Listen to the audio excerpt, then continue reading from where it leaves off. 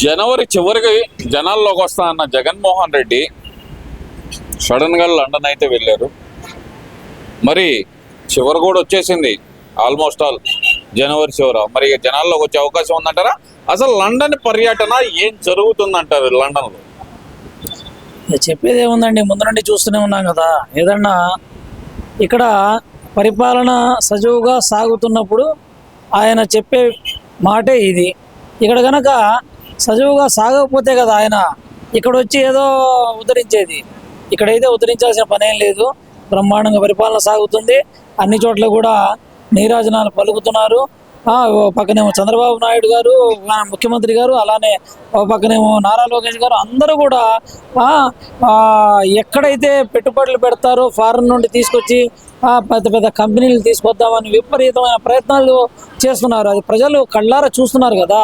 ఇంకా వాళ్ళని ఏ విధంగా జనాల్లో రాగలం, వీళ్ళు ఏ విధంగా రాగలరు వీళ్ళు జనాల్లో? కాబట్టి వీళ్ళ దగ్గర ఎటువంటి సమాధానం లేదు. కాబట్టి వాళ్ళు ఈ జనాల్లో వాయిదా వేసుకొని ఇంకా ఏదో ఒక లండన్ పర్యటన, ఏదో పర్యటన చూపిస్తూ ఏదో ఒకటి బిజీగా ఉన్నట్టు చూపించే ఉదంతంలా కనపడుతుంది ఇది. అంటే ఇక్కడ ప్రధానంగా చూసుకుంటే కనుక ఆయన వెళ్ళేటప్పుడు కూడా సెక్యూరిటీ అధికారి పర్టికులర్గా నాకు ఒక పర్సనే కావాలి అని చెప్పి ఒక పర్సన్నే తీసుకువెళ్ళాలని చెప్పి ఆలోచన. ఎందుకని అంటారు? ఆయన మీద నమ్మకం అనుకోవచ్చు అంటారా, లేదంటే ఆయన ద్వారా జరగాల్సిన పనులు ఏమన్నా పెండింగ్ ఉండిపోయినాయి అనుకోవచ్చు అంటారా? అక్కడ అదే ఇప్పుడు మేము కూడా మీడియాలో చాలా చోట్ల వింటున్నాము. ఏంటంటే ఏదో సమ్ పర్సనల్గా ఆయనకే ఏదో తెలిసినట్టుగా ఏదన్నా విషయాలు కానీ ఏమన్నా బయటకు వస్తాయి అన్నట్టుగా, లేకపోతే ఎందుకు అంత ప్రిఫరెన్స్ ఒకటే అదే ఆఫీసర్ మాకు కావాలి, అతనే కావాలి అని పట్టుబడతాం అనేది మాకు చాలా దీని పరంగా అనుమానాలు రేకెత్తిస్తున్నాయి. ఆ అనుమానాలు అనేది ముందు ముందు తేలుతాయి. ఎందుకంటే ఏవి కూడా ఎంత దాచిపెట్టినా దాగవని చెప్పి నేను అనుకుంటున్నాను. ఇక్కడ ముఖ్యంగా చూస్తే కనుక జనం కోసం పోరాటం చేస్తా అన్నాడు. జనవరి 3వ తారీఖు ఫీజు రియంబర్స్మెంట్ మీద దీక్ష అన్నాడు. తర్వాత జనవరి 29 అన్నారు. ఇప్పుడు జనవరి 29 అయిపోయింది, ఫిబ్రవరి 5కు పోస్ట్ పోన్ చేశారు. ఇలా పోస్ట్ పోన్లు చేసుకుంటా పోతూ జనం సమస్యల మీద పోరాటం చేస్తానంటున్నారు. మరోవైపు చూస్తేనేమో రాష్ట్ర ప్రభుత్వం ఏదైతే ఫీజు రియంబర్స్మెంట్ బకాయిలు ఉన్నాయో దాదాపు ఒక 400 కోట్లు అయితే రిలీజ్ చేయడం అయితే జరిగింది ఎస్సీ ఎస్టీ బీసీ మైనార్టీ విద్యార్థులకు సంబంధించి. మరి ఎలా చూడాలంటారు ఇదేంటంటే అండి, వాళ్ళకి ఏమీ తోచక, ఎందుకంటే మొన్నటిదాకా ఫీజు రియంబర్స్మెంట్ అన్నారు, ఇప్పుడేమో ఫీజు రియంబర్స్మెంట్ అందరికీ పేమెంట్ చేయడానికి మొదలు పెడుతున్నారు. ఒకటి 1 by 1 అన్నీ కూడా వచ్చేస్తున్నాయి. ఎందుకంటే ఇప్పుడు ప్రభుత్వం అనేది ఏవైతే పథకాలు సూపర్ 6లో చెప్పిందో తప్పనిసరిగా ఆ మాట మీద ఉండి కంపల్సరిగా చేసే దిశగా ప్రయాణిస్తుంది ప్రభుత్వం. వీళ్ళకేమో ఏమి చెప్పాలో అర్థం కావట్లా. ఎందుకంటే వాళ్ళ హయాంలో వాళ్ళు ఏం చేయగలిగారు? వాళ్ళ హయాంలో ఎన్నిసార్లు కరెంటు ఛార్జీలు పెంచారు, వాళ్ళ హయాంలో ఎన్నిసార్లు నిత్యావసర ధరలు పెంచారు, ఏది ఆరాకొర పథకాలు అందని ఇవ్వటానికి.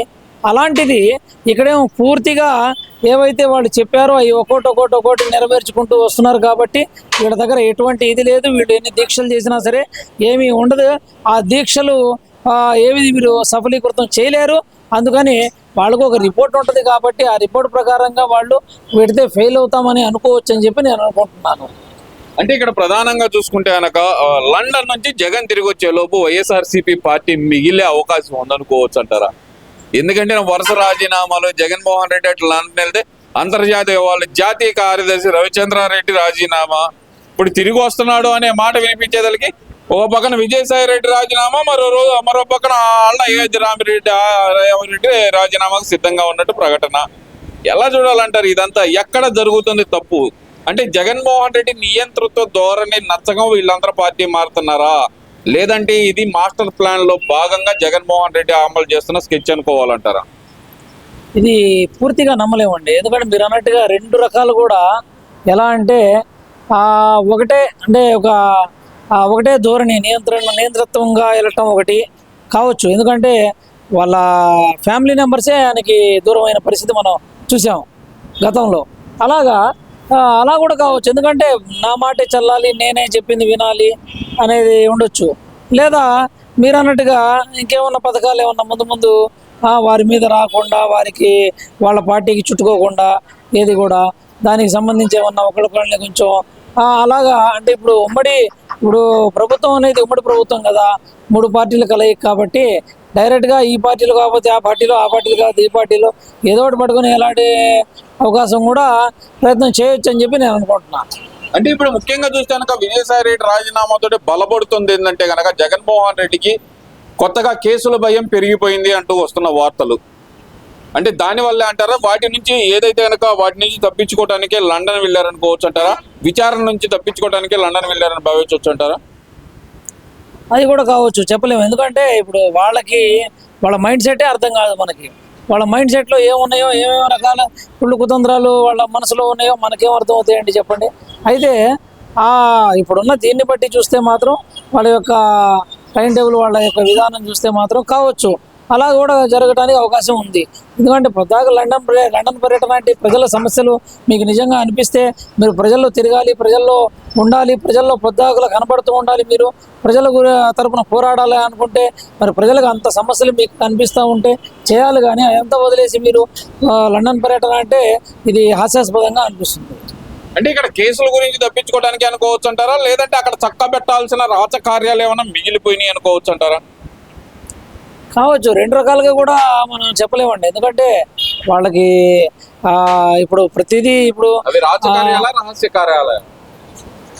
అది ఆయనకే తెలియాలి. ఎందుకంటే ఈ గతంలో నుంచి ఎన్నిసార్లు వెళ్తున్నాడు కాబట్టి అవి ఎన్ని రకాలుగా వాళ్ళు చేసినా అవి ప్రజలు మాత్రం గమనిస్తున్నారు అనేది ఆయన చూసుకుంటే సరిపోయింది. అది గతంలో దావోస్ వెళ్ళినప్పుడు కూడా స్పెషల్ ఫ్లైట్ వేసుకొని వెళ్ళి లండన్ దాకా వెళ్ళిన పరిస్థితి చూసాం మనం. దావోస్ లో దిగాల్సిన ఫ్లైట్ అక్కడ నుంచి దాదాపు 2000 కిలోమీటర్లు ప్రయాణించి లండన్ లో ల్యాండ్ అయ్యింది. అంటే ఏం జరిగిందంటారు? ఆ స్పెషల్ ఫ్లైట్లు వేసుకెళ్ళిన సమయంలో ఏం జరిగి ఉండొచ్చు అంటారు? సపరేట్గా వాళ్ళు ఒక వేలో వెళ్తుంటే అర్థమైద్దండి. వాళ్ళు ఇష్టం వచ్చినట్టుగా ఎట్లా పడి అట్లా వెళ్తున్నప్పుడు ఏం అర్థమైంది చెప్పండి. అలాగా ఆయన విధానమే ఇప్పుడు వాళ్ళ లీడర్లకి ఇబ్బంది కలిగజేస్తుంది. ఎంతోమంది ఎట్లా బయటకు వస్తున్నారు 1 by 1 మనం చూస్తూనే ఉన్నాం కదా. కాబట్టి ఎట్లా అనేది అది వాళ్ళ లీడర్లకి అందరికీ తెలుసు. అది వాళ్ళు బయట చెప్పడానికి ఇబ్బంది పడుతున్నారని చెప్పి నేను అనుకుంటున్నాను. ఓకే, చివరిగా ఓ ప్రశ్న. జగన్మోహన్ రెడ్డి ఆశ నెరవేరుతుందంటారా? ఎందుకంటే 2 నెలల్లో మళ్ళీ నేనే ముఖ్యమంత్రిని అంటున్నాడు కదా. మరి ఇక్కడ పరిస్థితి చూస్తేనేమో చాలా దారుణంగా ఉంటుంది. ఒకళ్ళ తర్వాత ఒకళ్ళు రాజీనామాలు చేస్తున్నారు. మరి జగన్మోహన్ రెడ్డి ఆశ పడినట్టుగానే 2 నెలల్లో కానీ 4 నెలల్లో కానీ ముఖ్యమంత్రి అయ్యి ఈ అధికారులందరి మీద చర్య తీసుకుంటానంటున్నాడు కదా, అది సాధ్యం అవుతుందంటారా? అది చిన్నపిల్లలు అడిగినా చెప్తారండి అది ఇంపాసిబుల్ అని. ఎందుకంటే ఆల్రెడీ ఈ పక్కన ఉమ్మడి ప్రభుత్వం 167 స్థానాలతో 164 స్థానాలతో తన పని తను చేసుకుంటూ వెళ్తుంది. బాగా విజయడంకా మోగిస్తూ వెళ్తుంది. అలాంటి సమయంలో 5 ఏళ్ళు గడవకుండా ఎలక్షన్లు ఎట్లా వస్తాయి, ఎలక్షన్ 2 నెలల్లో ఎలా ముఖ్యమంత్రి అవుతారు? ఇది మరీ చిన్నపిల్లలు అడిగినా చెప్తారు. కాబట్టి అది ఇంపాసిబుల్. వాడి యొక్క కళగానే ఉంటుందని నేను అనుకుంటున్నాను.